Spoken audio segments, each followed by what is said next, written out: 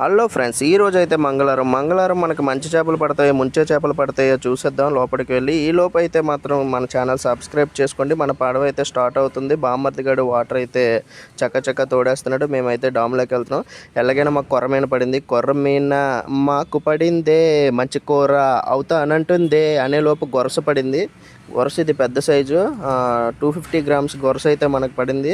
గొరస చక్క మనోడైతే ఓపెన్ చేస్తున్నాడు. గొరస ఓపెన్ చేసిన తర్వాత మనకి చిన్న చుక్కల గొరసలు అనేవి పడ్డాయి.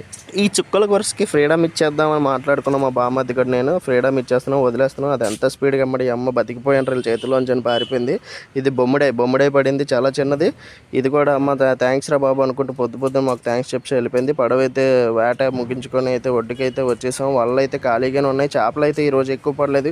ఈరోజు మనకి చేపలు అయితే 5 కేజీల చేపలే మళ్ళీ పడ్డాయి. 5 కేజీల కంటే ఎక్కువ పడట్లేదు. 5 కేజీల లక్కీ నెంబర్ అయిపోయినట్టు.